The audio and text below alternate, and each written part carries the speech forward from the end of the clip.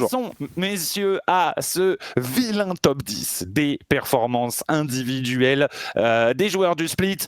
Petite tradition chez Rocket Baguette, on aime bien ça, généralement vous aimez bien ça aussi, ça permet de tous donner votre avis, de dire que les casters sont éclatés et que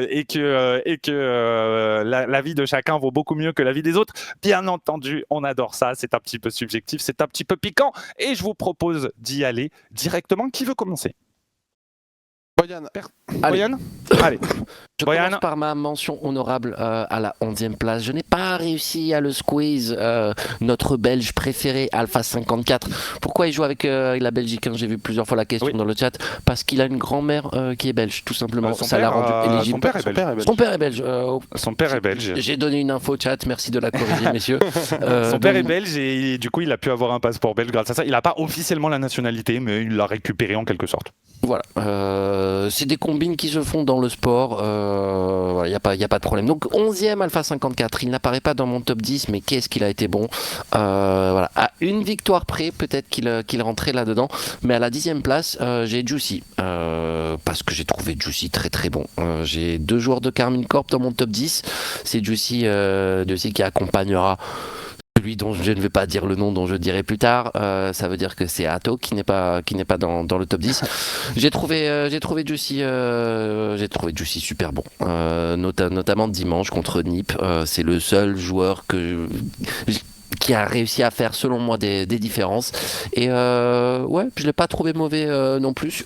J'ai rien à reprocher à la Karmine Corp sur les 2 premiers tournois en réalité. Je les ai trouvés plutôt ok, évidemment moins dominateur qu'auparavant, mais voilà, Juicy a selon moi mérité sa place dans le top 10. Intéressant, je vais enchaîner, ça te dérange pas mon cher Fifi. Moi j'ai des mentions spéciales aussi, parce que j'ai 2 joueurs qui auraient probablement mérité d'être dans le top 10 et qui n'y sont pas parce que je suis un vilain gourmand, voilà, tout simplement. Oui, un petit peu aussi, effectivement. Mes mentions spéciales vont à Juicy, seul joueur de la Karmine Corp non présente dans mon classement. Et attention, ça va peut-être vous choquer, et c'est un peu choquant, je suis d'accord, il méritait clairement sa place normalement. Mais ce dernier Open fait tâche, ce dernier Open fait vraiment tâche. C'est évidemment Seiko, que je n'ai pas mis non plus, oui je sais Boyan, que je n'ai pas mis non plus dans mon top 10. C'est dur, c'est cruel. Mais Alpha 54, il m'a fait rêver. Alpha 54, il m'a mis des étoiles dans les yeux. Alpha, il a donné. Alpha, il a été généreux avec nous. Je lui donne en retour. Je lui donne cette place non méritée, je trouve. Je lui donne quand même. Je m'en fiche. Merci Alpha. Voilà, ça m'a régalé, tout simplement. C'est entièrement dû à ces dernières Open. C'est la place la plus approximative de mon top 10, je vous le dis. Je m'en fiche. Voilà, tout simplement. Finish à toi. Moi mention honorable comme Bobo, hein, c'était impossible de le caler, j'aurais aimé pouvoir le faire, mais Alpha occupe une belle 11e place voilà, dans mon classement. Et à la 10e place, j'ai choisi un autre joueur de la Karmine Corp, j'en aurais que 2 aussi. Pas Juicy, c'est Atto de mon côté. Je trouve que en fait mettre Juicy, ça aurait été un peu trop résultat orienté et trop s'arrêter à ce BO contre Nip où oui, tout le long du BO, il est vraiment très bon. La game set, malheureusement, il y a cette double tape on goal, enfin double tape, il y a ce read on goal pour commencer le match.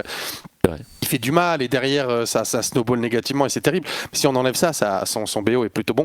Mais je trouve que overall sur le split, Atto a été un petit peu au-dessus. On rappelle qu'Atto était quand même top 1 à la fin du split numéro 1. La chute est quand même très belle pour le Belge qui individuellement est beaucoup plus en difficulté que ce qu'il nous a montré sur le premier split. Ou là pour le coup sur le premier split, son niveau était tellement abusé qu'on savait qu'il serait trop dur pour lui de le conserver avec tous les problèmes de ranked et compagnie. Bien évidemment, ça joue un petit peu aussi. Mais je pense qu'il mérite quand même sa place dans le top 10. À la 9e position, je vais enchaîner avec le Belge aussi, de mon côté, Atto. Pourquoi Atto plutôt que Juicy? Parce que j'ai eu le temps de me remettre du choc, parce que c'était un choc pour moi, de la différence effectivement de niveau individuel d'Atto. Et derrière, objectivement, je pense que si on regarde vraiment froidement les matchs, Atto a quand même un impact monstrueux sur le terrain. C'est un joueur qui fait des différences. C'est un joueur qui, même s'il ne met pas des triple resets et qu'il élimine 4 personnes d'affilée dans une aérienne, il est trop fort. Ce mec est trop fort. Il a trop d'impact sur le terrain. Il fait trop de taf pour la Karmine. Je suis obligé de le placer, tout simplement. Donc oui, il a beaucoup baissé. Oui, mes attentes sur Atto sont très hautes. Il mérite sa place de top 10 en Europe. C'est un des 10 meilleurs joueurs en Europe. C'est une certitude. Finch. À la 9e place, j'ai mis un Français. Le premier de ce classement, c'est Echo, qui est dans mon top 10 et c'est largement mérité parce qu'il a porté Manchester City tout au long de ce split. Désolé, c'est une qualification au Major, c'est grâce à lui et ça me permet encore une fois de faire passer un message d'excuse parce que moi c'est Echo chez City.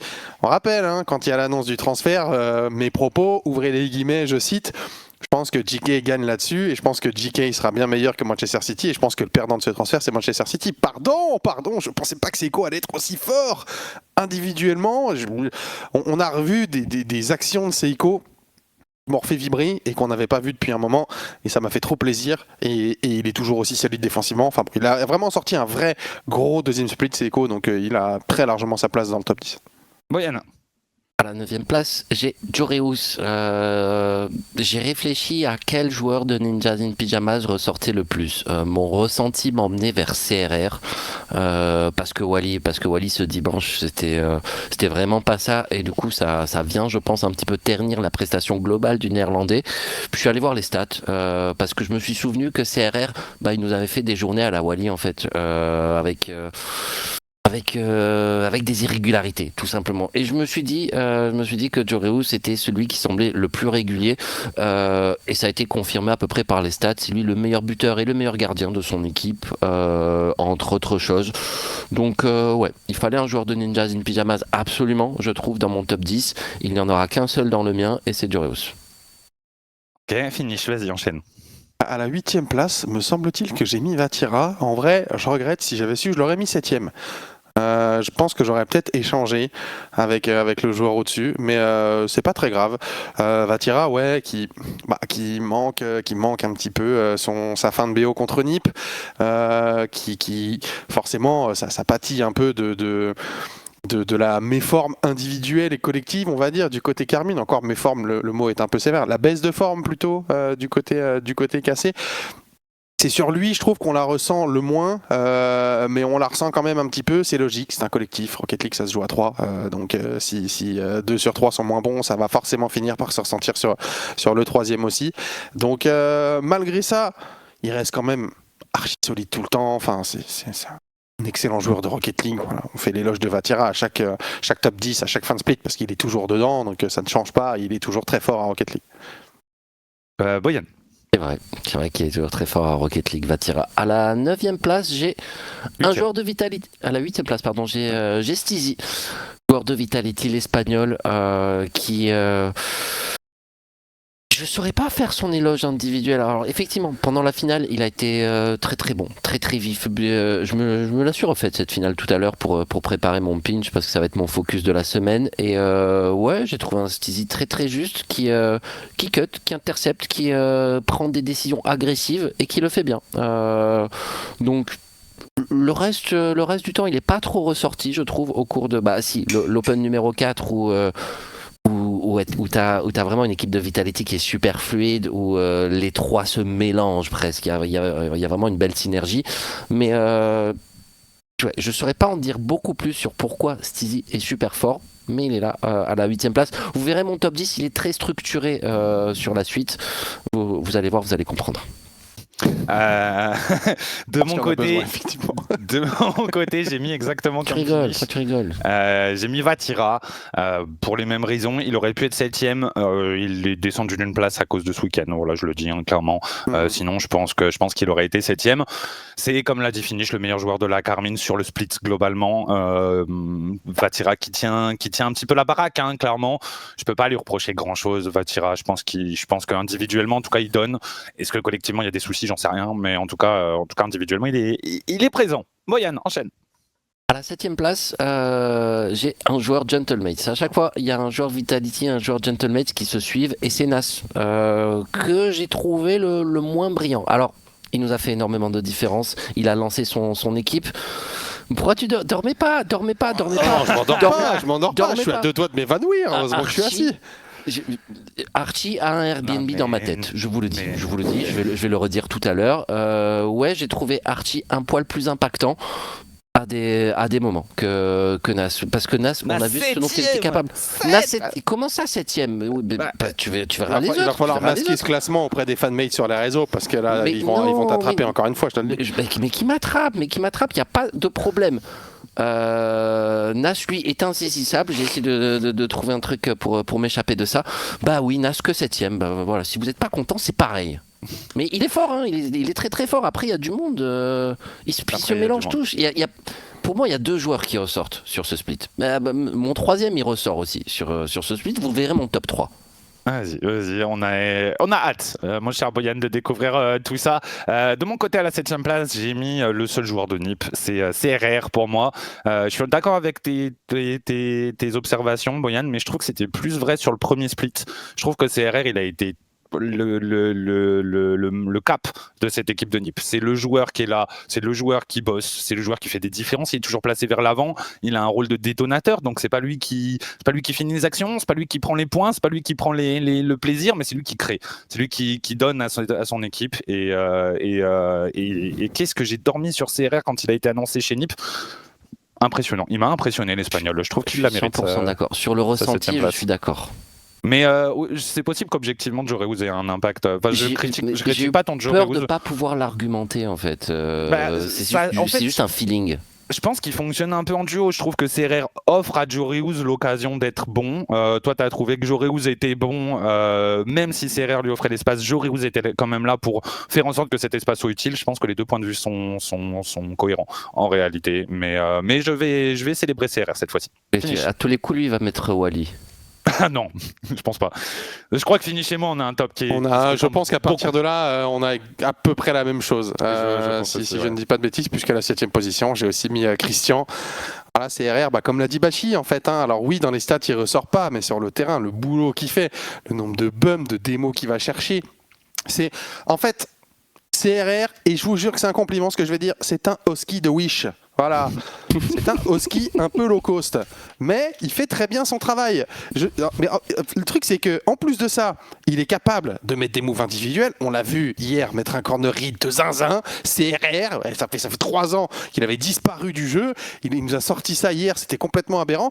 Mais en vrai, je jure, c'est la version moins bonne d'Husky. Husky, c'est le gars trop fort. CRR, c'est Husky un peu plus vieux, un peu moins bon, mais qui mérite quand même sa place dans le top, parce que pour moi, si NiP performe bien sur ce 2e split, c'est en grande partie grâce à lui. Et si Jojo il met beaucoup de buts, il peut remercier l'Espagnol. Je suis d'accord avec vous. Je suis 100% d'accord avec vous, messieurs. Mais ils marchent en duo, franchement, les deux se tiennent, moi je pense. À la 6ème position de mon côté, j'ai mis un autre Espagnol, c'est Stizy, le joueur de Vitality qui est pas loin d'être 2e dans mon avis sur Vitality, de très bons open, le 4e et le 6e. Le problème, je trouve, c'est quand Vitality joue pas bien, je trouve que c'est Stizy qui joue pas bien. C'est pour ça que je le mets en dessous des 3 autres. Mais l'Espagnol est bon, l'Espagnol prend de plus en plus son rôle à cœur. On retrouve le Stizy de Dignitas, mais sans qu'il y ait besoin d'un Jack qui dédie entièrement son jeu à lui. Donc ouais, très bien. Il nous a fait un excellent week-end aujourd'hui, enfin le week-end dernier, Stizy. Il a été très solide, souvent laissé tout seul derrière dans des situations délicates, toujours très bon, très juste. GG Stizy, bien beau travail là, franchement. Boyan. À la 6ème place, donc j'ai un joueur Vitality, un joueur Gentleman et se sont intercalés d'autres joueurs. Donc à la 6ème place, c'est Vatira. J'aurais voulu pouvoir mettre plus loin, mais ouais, il s'effondre un petit peu ce dimanche et ça vient ternir encore plus ce split, voilà, dont il ressortira sans doute pas satisfait. Mais il a quand même montré de bonnes choses. Il a quand même montré énormément de combativité, voilà, notamment sur les 2 premiers tournois et jusqu'à ce dernier match perdu contre les Ninjas in Pyjamas. C'était un joueur de top niveau. J'avais pas la sensation d'avoir un Vatira moins bon que d'habitude. Ça a pas fonctionné avec son équipe. Sans doute une explication collective, mais Vatira a quand même pas mal brillé au cours de ce split. Finish. Moi j'ai mis Stizy à la 6ème place pour toutes les raisons que tu as citées. En fait, son plus gros problème, c'est qu'il est capable de rater des trucs des fois encore, et ça n'évolue pas. Et ça reste inquiétant, parce que ça fait longtemps qu'il a ce problème-là, et ça ne change pas. Et c'est arrivé. j'ai des exemples en tête, c'est déjà arrivé. Alors c'est moins flagrant, c'est pas le but contre Cassé avec Dignitas l'année dernière, là où il rate son contrôle, son dérapage et tout, où il fait n'importe quoi, il finit par on goal. On n'est pas à ce stade-là non plus, mais des fois il rate des dingueries. Ce qui fait que il a encore cette petite inconstance et c'est ce qui fait aussi que de temps en temps il est moins bon dans des BO et qu'il ressort moins. Par contre, une fois qu'il est dedans, encore une fois, c'est lui qui transforme cette équipe de Vita. Donc il est crucial, l'Espagnol. Faut qu'il soit un poil plus constant. Boyan. À la 5e place, j'ai Exotic. Donc on reprend sur un duo Vitality Gentlemate. Exotic qui sur la finale a été énorme.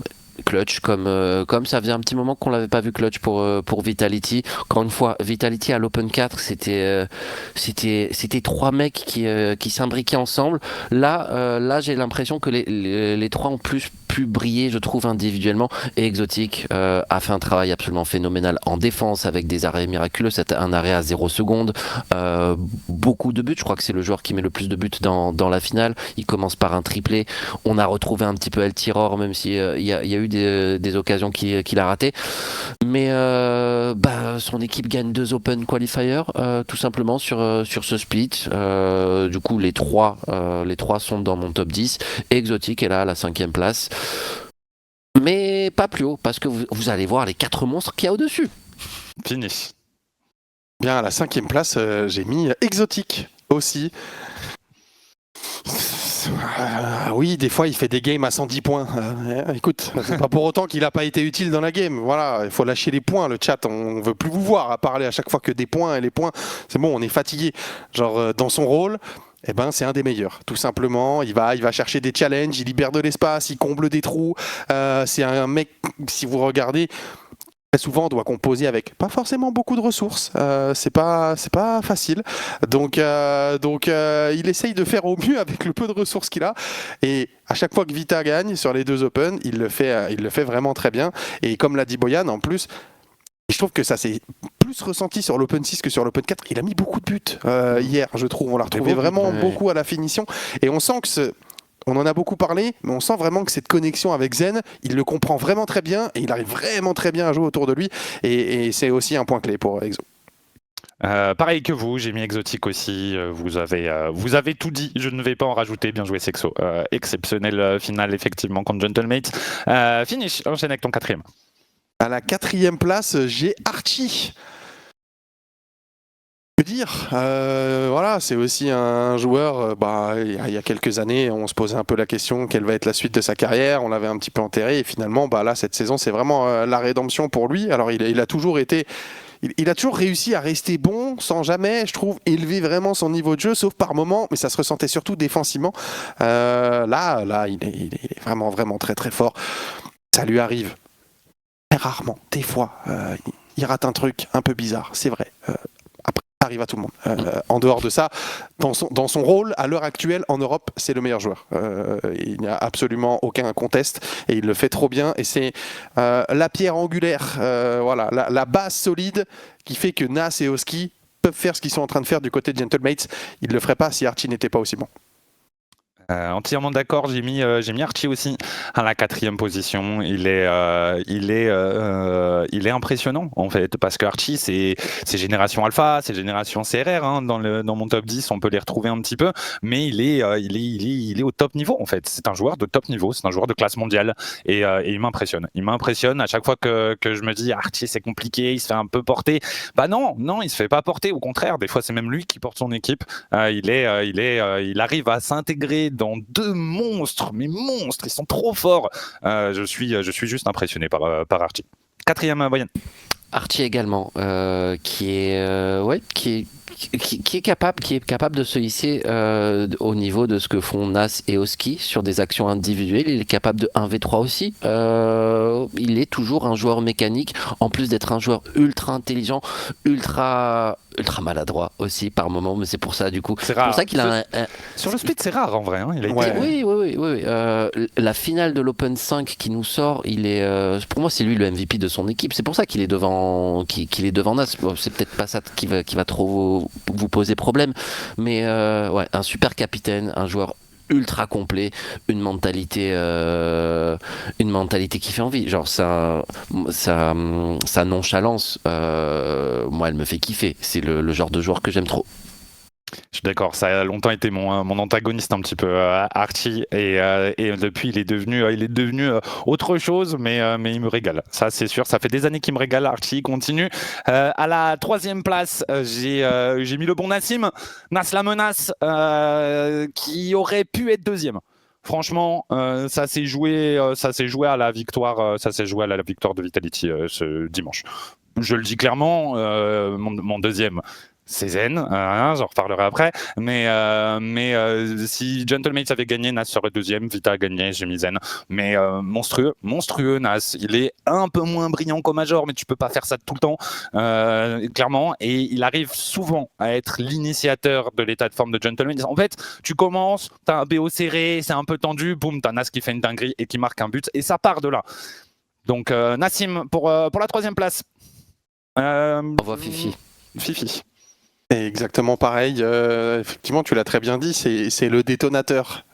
Quand Gentlemates a besoin de quelqu'un pour rentrer dans le BO et faire le job sur les premières games, ça passe très souvent par lui.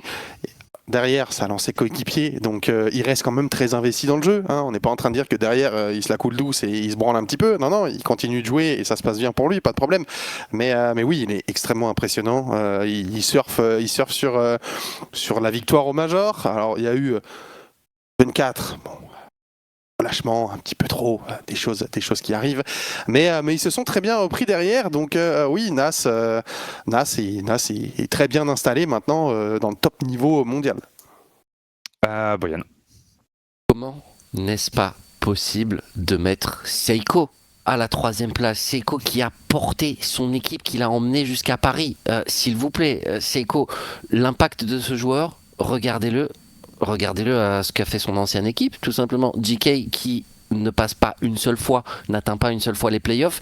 Seiko a porté son équipe, l'a bien installé à la 5e place. Il y a eu ce petit accident où lui était au rendez-vous. C'est plus accro et HB ce vendredi. Je veux pas les accuser, mais je trouve que Seiko a fait son taf, a réussi à faire des différences et que cette fois-ci, il n'a pas été accompagné. Évidemment, il n'a pas fait tout ça tout seul, Seiko, mais sa prestation individuelle, le spectacle qu'il nous a offert, je pense qu'il a des points de spectacle aussi, parce que aller mettre tous ses buts, tous ses highlights en 2026, à l'époque où les défenses sont difficilement passables, ouais, ce qu'a fait Seiko sur ce split, je trouve ça admirable. Et oui, je le mets à la 3e place. Qu'est-ce qu'il y a? Vous n'êtes pas content, le chat? J'en ai rien à foutre. Non, mais tu fais ce que tu veux.